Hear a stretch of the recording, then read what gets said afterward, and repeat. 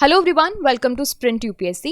In this lesson, we are going to discuss class 11th NCERT, that is Indian Constitution at Work.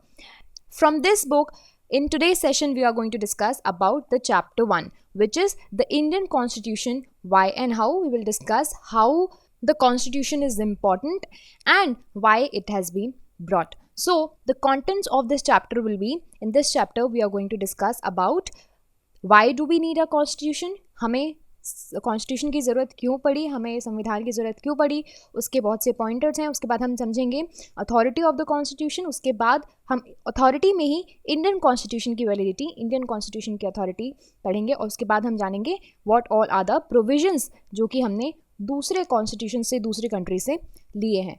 All these things will be discussed later on, but in this session we are going to discuss about why do we need a constitution. So let's start. So first of all, fundamental question is हमें संविधान की ज़रूरत क्यों पड़ी, हमें या फिर किसी भी कंट्री को या फिर किसी भी सोसाइटी को कॉन्स्टिट्यूशन की ज़रूरत क्यों पड़ती है. सो देखिए, हम एक सोसाइटी में रहते हैं, एक सोसाइटल ग्रुप में रहते हैं और इस सोसाइटी में तरह तरह के लोग रहते हैं. फॉर एग्जाम्पल, रिलीजन के लोग रहते हैं. आप समझ लीजिए काफ़ी रिलीजन के लोग रहते हैं, जैसे कि आपकी सोसाइटी में हिंदूज़ भी होंगे, आपकी सोसाइटी में मुस्लिम्स भी होंगे और क्रिश्चियंस भी होंगे, राइट. अब आपको ये देखना है कि इन हिंदुओं में भी बहुत सारे सेक्शंस डिवाइडेड होंगे. इनमें आपको मिल जाएंगे classes.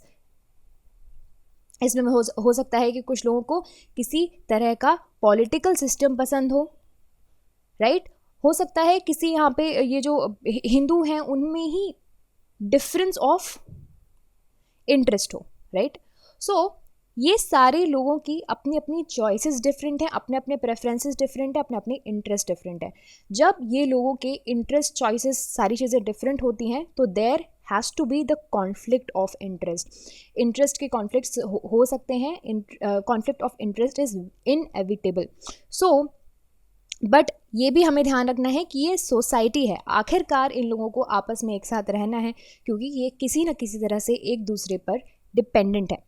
Once they are dependent, the country or a society has to ensure that they should live peacefully, right? अब ये सारे लोग एक साथ मिलकर पीसफुली, शांति से कैसे रह पाएंगे? जब इनके पास होंगे रूल्स. ओके, इनको किसी रूल्स में, रेगुलेशंस में बांधा जाएगा तो वो उन रूल्स को फॉलो करेंगे और उन रूल्स को फॉलो करने के बाद वो शांति से रह सकते हैं. इसीलिए यहाँ पे बोला जा रहा है कि पहला फंक्शन क्या है कॉन्स्टिट्यूशन का, is to provide a basic set of rules, जिससे क्या होगा, मिनिमल कोऑर्डिनेशन जो है सोसाइटी में वो बना रहेगा.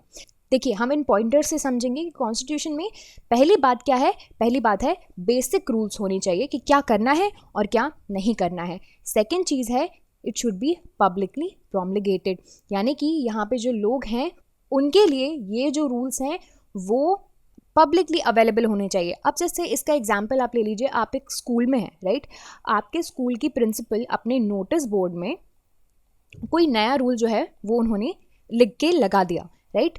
अब ये ज़रूरी तो है नहीं कि ये जो रूल है वो सारे लोग पढ़ लें. ये हो गया पब्लिकली प्रोमलगेशन, राइट. इसके साथ ही साथ आपको ज़रूरत है नोन टू ऑल मेंबर्स. देखिए, आपके नोटिस बोर्ड में क्या लिखा है ज़रूरी नहीं है कि आपके सारे स्टूडेंट्स ने पढ़ा हो, राइट. ये भी ज़रूरी है कि ज़्यादा जो सारे स्टूडेंट्स हैं वो सारे के सारे स्टूडेंट्स इस नोटिस को पढ़ें और जानें कि इसमें क्या लिखा है. सो ये भी ज़रूरी है कि those rule should be known to everyone. अगर ये रूल्स सबको पता नहीं होंगे तो वो फॉलो कैसे करेंगे, right. And the fourth one is enforceability, कि ये रूल्स एनफोर्स होने चाहिए. यानी कि अगर सपोज यहाँ पे प्रिंसिपल ने बोला है कि आज के बाद सारे बच्चों को इंग्लिश में बात करनी है, ठीक है, बट अगर ये एनफोर्सेबल नहीं होंगे, यानी कि अगर सपोज किसी स्टूडेंट ने इंग्लिश में बात नहीं की, वो किसी दूसरे अपनी रीजनल लैंग्वेज में बातें कर रहा है नॉर्मल कम्युनिकेशन के टाइम पे, तो क्या होगा, यहाँ पे वो स्टूडेंट की जो है कंप्लेन करेगा क्लास मॉनिटर और आपको प्रिंसिपल पनिशमेंट देगा. जब प्रिंसिपल पनिशमेंट देगा तब जाके उसकी एनफोर्सिबिलिटी जो है वो इंश्योर हो पाएगी.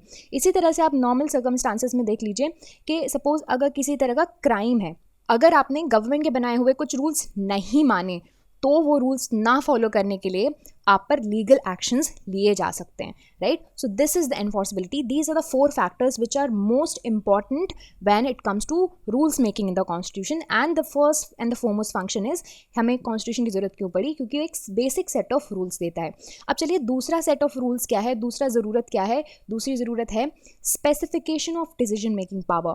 यानी कि अब हमने ये तो डिसाइड कर लिया कि हमें बनाने हैं कुछ रूल्स, ठीक है, जो कि सोसाइटी मानेगी. बट अब ये कौन डिसाइड करेगा कि who should make these rules, right? एक कोई अथॉरिटी तो होनी चाहिए जो कि रूल्स बनाएगा आपके सोसाइटी में, है ना? ऐसा तो है नहीं कि सारे के सारे रूल्स, सारे के सारे रेगुलेशन, सारी पॉलिसीज, सारे लॉज हमारी संविधान में लिखे हों. बहुत सी चीज़ें चेंज होती हैं और बहुत सी चीज़ों को लाने की ज़रूरत पड़ती है. उसी तरह यहाँ पे बोला जा रहा है कि जो कॉन्स्टिट्यूशन है वो एक ऐसी बॉडी है, it is a body of fundamental principle जिसके अकॉर्डिंग स्टेट जो कॉन्स्टिट्यूट होता है और गवर्न होता है. अब जैसे कि मैंने बात की रूल्स बनाने की, है ना? सो रूल्स जो भी बनाएगा उसके पास होगा पावर, क्योंकि इसके पास रूल्स बनाने की पावर है. देखिए बहुत से सोसाइटी, अलग अलग तरह के सोसाइटी होते हैं, अलग अलग तरह के सिस्टम्स होते हैं. यहाँ पे 3 सिस्टम्स के तौर पे समझाया गया है कि फॉर एग्जांपल अगर कोई मोनार्कियल कॉन्स्टिट्यूशन है, यानी कि कोई राजा का राज चल रहा है, उस वाले स्टेट में, उस वाली सोसाइटी में कौन रूल बनाएगा? बनाएगा किंग. जो भी मोनार्क होगा वो बनाएगा आपके रूल्स. सेकेंड एग्जाम्पल है ओल्ड सोवियत यूनियन. देखिए ओल्ड सोवियत यूनियन एक ऐसा तरह का सिस्टम था जहाँ पे एक पार्टी, वन सिंगल पार्टी जो है वो डोमिनेट करती थी, रूल करती थी. इनफैक्ट यहाँ के कॉन्स्टिट्यूशन में ही लिखा हुआ था कि एक पार्टी होगी. तो अगर कोई एक सिंगल पार्टी है, पॉलिटिकल पार्टी है, तो वही रूल्स बनाएगी. And the third one is democratic constitution. For example हमारे भारत का संविधान, इंडियन कॉन्स्टिट्यूशन. तो हमारे यहाँ पावर किसको है रूल्स बनाने की? हमारे यहाँ पावर है पार्लियामेंटेरियंस के पास, राइट? अब ये पार्लियामेंटेरियंस कौन है? इनको हम इलेक्ट करते हैं, इनको इलेक्शंस के थ्रू हम अपने रिप्रेजेंटेटिव्स बनाते हैं, ठीक है? तो यहाँ पे डायरेक्ट पावर किसके पास होगी? पीपल के पास होगी. ऑल्दो डायरेक्ट पावर नहीं हुई, हम इनडायरेक्टली हम अपने रिप्रेजेंटेटिव्स खड़े करते हैं. They are the voice of us, right? So that is how these rules are made. So देखिए यहाँ पे बोला जा रहा है कि पार्लियामेंट एक ऐसी अथॉरिटी है जो कि लॉज इनेक्ट करती है, लेकिन ये लॉज इनेक्ट कर पाए इसके लिए भी हमारे कॉन्स्टिट्यूशन में जो है वो अथॉरिटी इनको दी गई है. इसी वजह से सेकंड फंक्शन क्या है? सेकंड फंक्शन है कि कॉन्स्टिट्यूशन ये स्पेसिफाई करेगा कि किसके पास डिसीजन मेकिंग पावर है सोसाइटी में. ये भी डिसाइड करेगा ये जो गवर्नमेंट बनाने जा रहे हैं, ये जो लोग रूल्स बनाने वाले हैं, ये किस तरह से, how they are going to be constituted. This is the second point. Now the other one is limitations on powers of the government. हम पढ़ रहे हैं why do we need a constitution, हमें कॉन्स्टिट्यूशन की क्यों ज़रूरत पड़ी. देखिए हमने पहले बना दिए रूल्स, फिर हमने ये डिसाइड कर दिया कि who is going to make this rules. But ऐसा भी तो हो सकता है ये जो गवर्नमेंट हमने इलेक्ट की है, जो गवर्नमेंट कॉन्स्टिट्यूशन ने बताया है कि इस तरह से आपका सिस्टम होगा, इस तरह से गवर्नमेंट इलेक्ट होगी, इस तरह से लोग जो हैं वो सिलेक्ट किए जाएंगे. बट ऐसा भी तो हो सकता है कि ये कुछ ऐसे आर्बिट्री रूल्स बना दें, ऐसे रूल्स बना दें जो कि अनफेयर हो. फॉर एग्जाम्पल आपके पास कल को न्यूज़पेपर में छपता है कि जो भी इस पर्टिकुलर ए रिलीजन को मानते हैं वो आज से ये रिलीजन मानना बंद कर दे, और जिसने भी इस ए रिलीजन को माना उसको जेल की सज़ा सुनाई जाएगी. या फिर आप ऐसा मान लीजिए कल को गवर्नमेंट ऐसा कुछ रूल बना दे कि आप जो है रेड कलर के कपड़े नहीं पहन सकते, या फिर आप किसी कुछ उल्टा सीधा कुछ भी किसी भी तरह का आर्बिट्री रूल्स बना दे गवर्नमेंट. सो इस तरह से क्या होगा, यहाँ पे ऑटोक्रेटिक गवर्नमेंट बन जाएगी, फिर डेमोक्रेसी का कोई नामो निशान नहीं होगा. So this is the most important thing. What is it? It is the limitations. ये लिमिट करना कि ये जो रूल्स बनाने वाले लोग हैं, these people, how much their power is, यानी कि कुछ ऐसी चीज़ें होंगी जहाँ पर ये जो है, ये लोग जो हैं वो रूल्स नहीं बना पाएंगे. फॉर एग्जाम्पल हमें बेसिक राइट्स मिले हुए हैं, हमें बेसिक फंडामेंटल राइट्स मिले हुए हैं, जैसे कि right to equality, right to liberty, right to education. These are the basic fundamental rights. 6 fundamental rights की बेसिक हमें हमें बोलने का हक है, हमें फ्री होने का हक है, ये हमारे पास बेसिक राइट्स हैं। बट ऐसा ना हो ये जो लोग हैं जिनके पास डिसीजन मेकिंग पावर है, जिनके पास रूल बनाने की पावर है, वो इस तरह के रूल्स बना दें कि आपके बेसिक राइट्स ही चले जाएं। इसीलिए ये भी ज़रूरी है कि गवर्नमेंट की पावर पर रोक लगाए, ऐसा भी आपके कॉन्स्टिट्यूशन में मेंशन होना चाहिए। यानी कि कॉन्स्टिट्यूशन को कुछ लिमिट सेट करनी पड़ेगी गवर्नमेंट के पास कि क्या गवर्नमेंट इम्पोज कर सकती है सिटीजन्स पे और क्या इम्पोज नहीं कर सकती है, और ऐसी कुछ चीज़ें होंगी। फॉर एग्जांपल हमारे इंडियन कॉन्स्टिट्यूशन में सबसे बड़ा एग्जांपल है फंडामेंटल राइट्स। इसको जो है हमारी गवर्नमेंट ट्रांसपास नहीं कर सकती, ठीक है। और ये जो फंडामेंटल राइट्स हैं वो हर एक देश के अलग अलग सोसाइटी के अलग अलग कॉन्स्टिट्यूशन के डिफरेंट हो सकते हैं। Now the other point is aspiration and goals of society. ये जो पॉइंट ये दर्शाता है, हमारा जो कॉन्स्टिट्यूशन है वो दर्शाता है कि आपकी सोसाइटी का मोटिव क्या है, राइट। ये एस्पायर क्या करता है, आपकी सोसाइटी किस तरफ जाना चाहती है, राइट। इससे हमें देखिए बहुत ही अच्छा एग्जाम्पल है हमारी प्रीएम्बल। हमारा कॉन्स्टिट्यूशन का सबसे first and the foremost part is the preamble, और ये प्रीएम्बल बेसिक चीज़ें बताता है कि हमारा संविधान और हमारा देश किस तरह से होगा, और ये भी बताता है कि किस तरह से होगा तो किस तरह से उसके रूल्स बनाए जाएंगे। अब अगर हम पुराने कॉन्स्टिट्यूशंस की बात करें, वो बेसिक क्या करते थे, बेसिक रूल्स बना देते थे और बोल देते थे कि ये रूल्स बनाने की पावर किसके पास है, और गवर्नमेंट की पावर्स लिमिट कर देते थे। लेकिन कुछ नए कॉन्स्टिट्यूशंस थे जो कि मिड 90s के वक्त बने हुए थे, जिनको कुछ नई इमर्जिंग कंट्रीज़ थी। वो जो देश हैं वहाँ पर आपको इस तरह के प्रोविजंस देखने मिलेंगे उनके कॉन्स्टिट्यूशन में, जिसमें उन्होंने गवर्नमेंट के लिए पॉजिटिव चीज़ें भी रखी हैं, जिसमें गवर्नमेंट कुछ पॉजिटिव सर्टेन स्टेप्स ले सकती है सोसाइटी के गोल्स को फुलफिल करने के लिए। ओके, सो देखिए ये एस्पिरेशंस क्या हैं। आप एक कोई इंडिविजुअल हैं, हर एक इंडिविजुअल को सोसाइटी में रहने के लिए क्या चाहिए, minimal dignity, social self respect, और या फिर कुछ material wellbeings, basic education, basic health, ये सारी चीज़ें चाहिए। तो इन सारे गोल्स को बताने के लिए भी हमारा कॉन्स्टिट्यूशन बहुत बड़ा मेजर रोल प्ले करता है। अब हमारा जो इंडियन कॉन्स्टिट्यूशन है इस रिस्पेक्ट में काफ़ी इनोवेटिव है। हमारे यहाँ देखिए बहुत सारे सोसाइटी में इनइक्वालिटीज़ थी, और उन इनइक्वालिटीज़ को दूर करने के लिए हमें कुछ चीज़ें जो है हमारे संविधान में लेकर आनी पड़ी। ऑल्सो हमारे गवर्नमेंट के कुछ पावर्स को लिमिट करना पड़ा, और हमने कुछ गवर्नमेंट को कुछ लीवे दिया और गवर्नमेंट को कुछ फ्री हैंड दिया कि वो कुछ पॉजिटिव स्टेप्स ले पाएँ। ये जो बैकवर्ड सेक्शन था जो कि सालों से इनइक्वालिटीज़ में जी रहा था, उनको अपलिफ्ट करने के लिए यहाँ पे एग्जाम्पल दिया हुआ है। India aspires to be the society that is free of caste determination, क्योंकि हमारे यहाँ डीप रूटेड कास्ट डिस्क्रिमिनेशन था इन द हिस्ट्री। ऑल्सो अगर आपको एग्जाम्पल लेना है और कंपैरिजन करना है, आप एग्जाम्पल ले सकते हैं साउथ अफ्रीका का, राइट। साउथ अफ्रीका में डीप रूटेड रेशियल डिस्क्रिमिनेशन था। रेशियल डिस्क्रिमिनेशन इसी वजह से वहाँ के कॉन्स्टिट्यूशन में ऐसा प्रोविजन लाया गया, government will take steps in order to end the racial discrimination in their society. हमारे यहाँ बहुत सारे पॉजिटिव वेलफेयर स्कीम्स लिए जाते हैं। ऑल्सो कुछ ऐसे वेलफेयर स्कीम्स भी होते हैं जिनको लीगली एनफोर्स भी किया गया है। अगर ये पॉजिटिव स्टेप्स की बात की जाए तो देखिए हमारे कॉन्स्टिट्यूशन में प्रीएम्बल, मैंने आपको एग्जाम्पल बताया, बेसिक चीज़ें बताता है, और भी हमारे यहाँ एग्जाम्पल्स हैं। फंडामेंटल राइट्स हो गए, और directive principles of state policies जिनको DPSP बोला जाता है, वो सबसे बड़ा एग्जाम्पल है इन वेलफेयर पॉलिसीज़ के लिए, और बताता है हमारी सोसाइटी के एस्पिरेशंस और गोल्स। इसीलिए फोर्थ फंक्शन है कि constitution is to enable the government to fulfil basic aspiration of the society, और जस्ट सोसाइटी के लिए कंडीशंस बनाना। अब ये जस्ट सोसाइटी क्या है, ये जस्ट सोसाइटी है जैसे कि for example equal opportunity for everyone, यानी कि same legal playing field,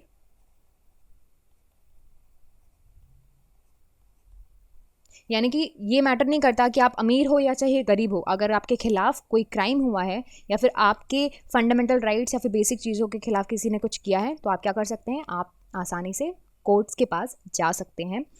and also for example just society का आप एक और एग्जाम्पल ले लीजिए, जैसे कि इक्वल रेस्पेक्ट फॉर ऑल। अभी सारे लोगों को इक्वली रेस्पेक्ट दी जाए, ये मैटर नहीं करता कि आप अमीर हो गरीब हो, आपका एजुकेशनल स्टेटस क्या है या नहीं है, ये सारी चीज़ें मैटर नहीं करती। देखिए यहाँ पे एक एग्जाम्पल भी दिया हुआ है, enabling provision of the constitution. यहाँ पे यहाँ पे ये बताया गया है कि कॉन्स्टिट्यूशन जो होते हैं वो सिर्फ और सिर्फ रूल्स एंड रेगुलेशंस नहीं होते कि जो कि गवर्नमेंट को कंट्रोल करने होते हैं। ये गवर्नमेंट को कुछ कलेक्टिव गुड्स जो होते हैं सोसाइटी के वो भी फुलफिल करने के लिए, वो भी परस्यू करने के लिए इनेबल करते हैं। यहाँ पे 2 एग्जाम्पल दिए हुए हैं। एक एग्जाम्पल है साउथ अफ्रीका का। साउथ अफ्रीका ने गवर्नमेंट को बहुत सी रिस्पॉन्सिबिलिटी दी हुई हैं, जैसे कि ये चाहता है गवर्नमेंट से कि गवर्नमेंट कुछ ऐसे मेजर्स ले कि जिससे नेचर कंजर्वेशन जो है वो प्रमोट हो, और अनफेयर डिस्क्रिमिनेशन से लोगों को प्रोटेक्ट करना, एंड ऑल्सो कुछ बेसिक चीज़ें जैसे कि adequate housing for all, health care etcetera. Now Indonesia का यहाँ पे एग्जाम्पल दिया हुआ है। इंडोनेशिया गवर्नमेंट से एक्सपेक्ट किया जाता है कि वो एस्टैब्लिश एंड कंडक्ट करवाए नेशनल एजुकेशन सिस्टम। ऑल्सो यहाँ का जो कॉन्स्टिट्यूशन है वो इंश्योर करता है कि पुअर और डेस्टिट्यूट चिल्ड्रन हैं उनको गवर्नमेंट के द्वारा देखा जाए, उनकी रिस्पॉन्सिबिलिटी गवर्नमेंट ले। सो ये क्या है, ये इन सोसाइटीज़ के, चाहे वो अफ्रीकन हो गई, साउथ अफ्रीकन हो गई या फिर इंडोनेशियन हो गई, इनकी सोसाइटी के इनके कॉन्स्टिट्यूशन का गोल और एस्पिरेशंस बताता है ना यहाँ का कॉन्स्टिट्यूशन। अब आते हैं नेक्स्ट पॉइंट पे, this is the fundamental identity of the people. जो हमारा कॉन्स्टिट्यूशन है वो सिटीजन्स की फंडामेंटल आइडेंटिटी एक्सप्रेस करता है। जब कॉन्स्टिट्यूशन बनाया गया, by agreeing to these basic set of norms जो कि बताते हैं कि हमें किस तरह से गवर्न होना है और हमें कौन गवर्न करेगा, ये हमारी क्या बताता है, हमारी कलेक्टिव आइडेंटिटी बताता है। ओके, देखिए बेसिकली कॉन्स्टिट्यूशन के पहले बहुत आइडेंटिटीज हुआ करती थी, ये हमारी कलेक्टिव आइडेंटिटी बन गई जब से कॉन्स्टिट्यूशन आ गया। पहले बहुत सी आइडेंटिटीज हुआ करती थी, जैसे कि फॉर एग्जाम्पल आप ले लीजिए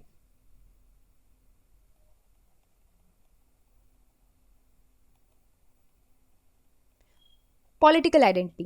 ठीक है, ये कैसे हो गई, अगर हमने कुछ set of rules, norms and principles accept कर लिए तो वो हमारी पॉलिटिकल आइडेंटिटी हो गई। ठीक है, दूसरे तरह की आइडेंटिटी बोली जाती है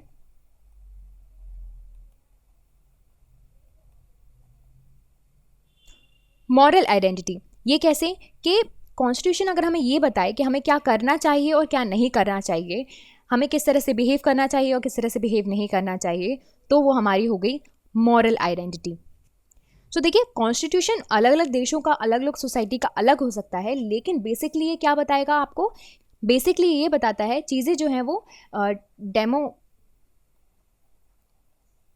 डेमोक्रेटिक तरीके से हो और लोगों को बेसिक राइट्स दे पाए।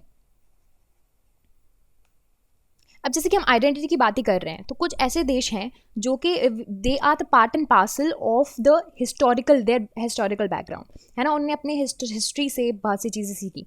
अब कुछ कॉन्स्टिट्यूशन में आपको मिल जाएगा एथनिक आइडेंटिटी, है ना। अब एथनिक आइडेंटिटी क्या है, फॉर एग्जाम्पल जर्मन आइडेंटिटी। अब जर्मनी में उनका पास्ट, उनकी जो एथनिसिटी है वो काफ़ी ज़्यादा इम्पॉर्टेंट रोल प्ले करती है ना। तो जर्मनी में लोगों की एथनिक आइडेंटिटी है जर्मन। ठीक है, तो ये क्या हो गई, एथनिक आइडेंटिटी हो गई। बट भारत में ऐसा कुछ केस नहीं है, हमारे यहाँ कुछ एथनिक आइडेंटिटी है नहीं, क्योंकि we have a lot of diversity in our country. Basically हमें एक ही तरीके से माना जाता है, एक ही तरीके से जो है रिकॉग्नाइज किया जाता है, दैट इज सिटीजनशिप, है ना। तो इस तरह से citizenship is our what, it is our national identity, है ना। ये हमारी नेशनल आइडेंटिटी है। ये क्या बताती है, ये बेसिकली रिलेशनशिप बताती है between the different region and central government. यानी कि हमारे यहाँ फॉर एग्जांपल हमारे यहाँ डिफरेंट स्टेट्स पे और सेंट्रल गवर्नमेंट के बीच में क्या रिलेशन है ये इंश्योर करेगी। बहुत से देश होते हैं जहाँ पे आपको मिल जाएगा स्टेट्स को अलग अलग सिटीजनशिप मिलती है, हर एक स्टेट को अलग अलग सिटीजनशिप मिलती है। लेकिन हमारे यहाँ क्या है, हमारे यहाँ स्टेट्स तो हैं ही हैं, उनको कुछ ऑटोनॉमस पावर दी गई हुई है, लेकिन हमारे यहाँ सेंट्रल भी काफ़ी ज़्यादा स्ट्रॉन्ग है। तो हमारे यहाँ यूनिटी एंड फेडरलिज्म जो है वो साथ साथ चलता है, इसीलिए हमारे यहाँ एक ही आइडेंटिटी है ऑल्दो, है ना। हम सारे भारतीय जो हैं उनके पास एक ही सिटीजनशिप होती है। ऐसा तो है नहीं कि हम दूसरे, सपोज आप पंजाब में रह रहे हैं या फिर आप हरियाणा में रह रहे हैं तो आपको अलग अलग जो है सिटीजनशिप दी गई है उस स्टेट की, ऐसा कुछ नहीं है। हमारे यहाँ हमारे पास एक नेशनल आइडेंटिटी है, that is our citizenship, okay, जो कि हमें रिकॉग्नाइज करता है। और यहाँ हमें रिकॉग्निशन कहाँ से मिला है, ये हमें रिकॉग्निशन मिला है कॉन्स्टिट्यूशन से। So guys this is how it is important, this is how the constitution is important. So guys ये चैप्टर के लिए आज का हमने फर्स्ट पॉइंट पढ़ लिया, why do we need a constitution, हमें कॉन्स्टिट्यूशन की ज़रूरत क्यों पड़ी, इसके बेसिक पॉइंट्स हमने पढ़ लिए हैं। नेक्स्ट सेशन में, नेक्स्ट वीडियो में हम जानेंगे what is the authority of the constitution, ये चीज़ हम नेक्स्ट सेशन में पढ़ेंगे। Meanwhile, what you can do is subscribe to our YouTube channel Sprint UPSC for more videos and updates, and you can also download Sprint UPSC app to practice book chapter wise and topic wise. तब तक के लिए आप क्या करिए, आप हमारे YouTube channel को सब्सक्राइब कर लीजिए, और तो और साथ ही साथ में आप हमारा मोबाइल ऐप Sprint UPSC को आप डाउनलोड कर सकते हैं क्वेश्चंस को प्रैक्टिस करने के लिए। This is it for this session. Thank you very much.